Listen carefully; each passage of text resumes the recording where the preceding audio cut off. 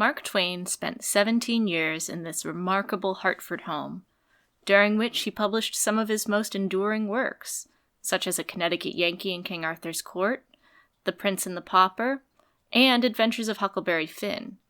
In addition to being a highly productive time for his career, he and his family, wife Olivia, daughters Susie, Clara, and Jean, considered those years to be some of the happiest of their lives. That happiness is especially evident around Christmas time. Samuel Clemens, better known by his pen name, Mark Twain, and his wife Livy threw themselves into what their daughter Clara called royal preparations for Christmastide. It was an incredibly busy time of shopping, decorating, and entertaining, which inspired Clemens to write to a friend, "Christmas was invented to knock out the health and strength accumulated in the previous 11 months and shorten people's lives 10% a year. It does its work and accomplishes its mission with fiendish certainty." Despite that perhaps relatable sentiment, the Clemenses could not bring themselves to scale back their elaborate Christmas preparations and celebrations. Even when the family's finances were precarious in the early 1890s, Livy still prepared her usual 50 gift baskets a year, which she distributed to local families in less fortunate positions than the Clemenses.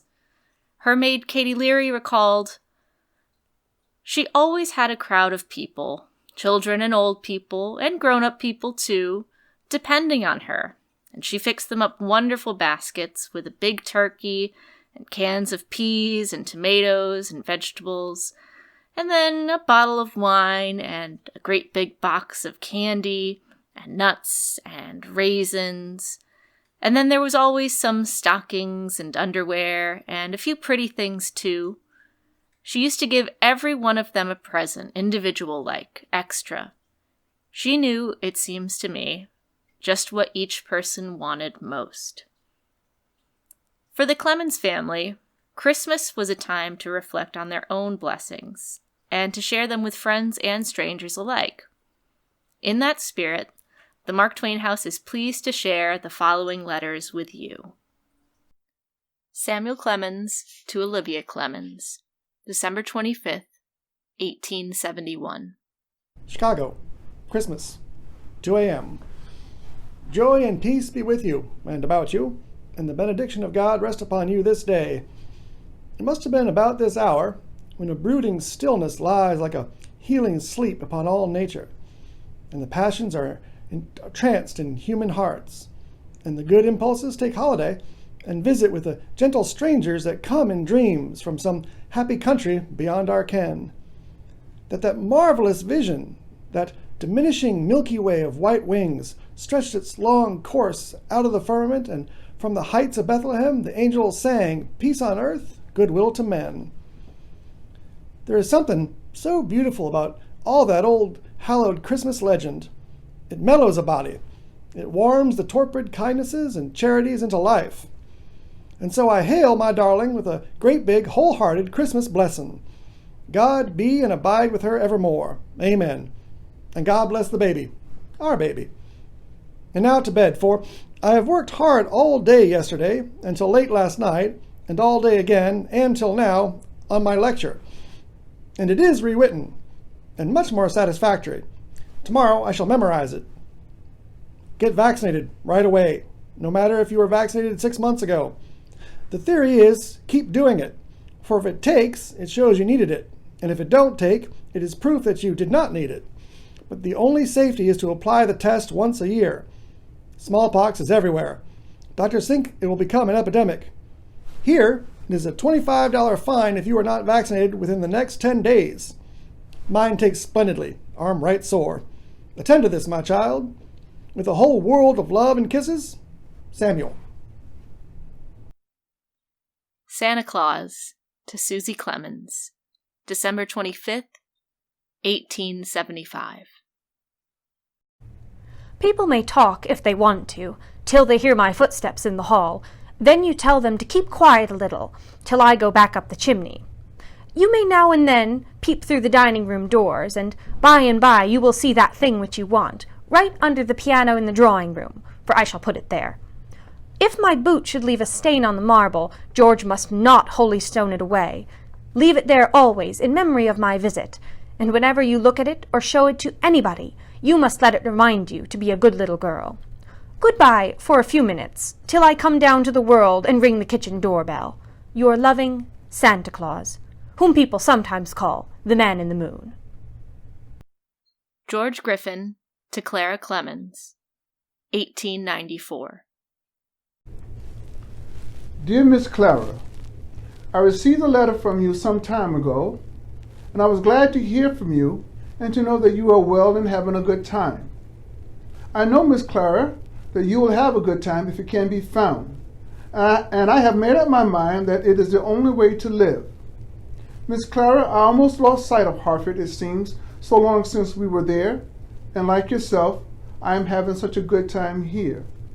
I saw Mr. Twitchell yesterday, and it did make me feel as though I was in Hartford, but like everything else, I soon forgot it.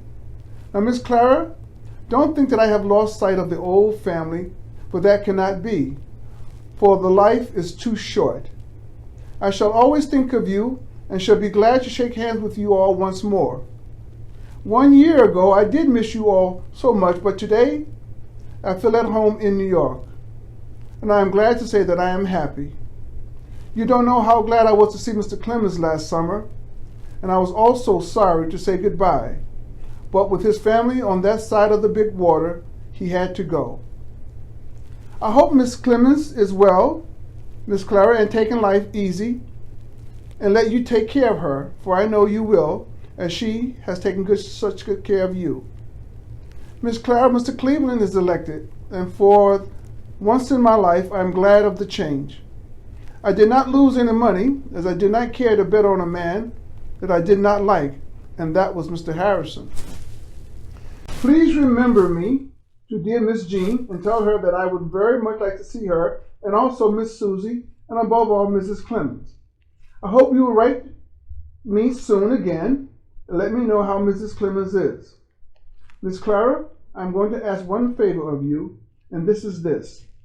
Please write me a letter so I can have it to read Christmas morning. I will enjoy so much, and it will be so home-like, and all I want it to cost you is the time that it would take to write and a 5-cent stamp. You don't know how I enjoy looking at your pictures Sundays when I am off, and it seems as though I was in Hartford and not in New York.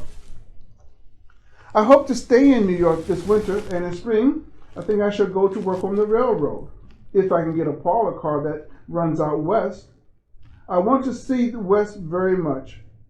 I am glad, Miss Clara, that you did not get the cholera over there, for I was afraid at one time that you would all go with it, and I telegraphed Mr. Langdon, and he relieved me of all my troubles. Now, Miss Clara, I hope you will continue to have a good time while you can, for it don't last always, you know. Now, I will close, and hope you will excuse all mistakes. I wish you all a Merry Christmas and a Happy New Year. While we may not be able to host you in person, we hope that you will partake in some of our virtual offerings. You can enjoy our 3D virtual tour to get a more in-depth look at the house, or subscribe to our online video series, Catching Up with the Clemenses, to learn more about what it was like to live and work in this home. You can also attend virtual author events, or book a virtual educational program to learn more from the comfort of home. These and even more of our digital offerings for you to enjoy can be found at our website, www.marktwainhouse.org. Your support and engagement allows us to continue to share Mark Twain's life and legacy. Thank you. Have a safe and happy holiday season.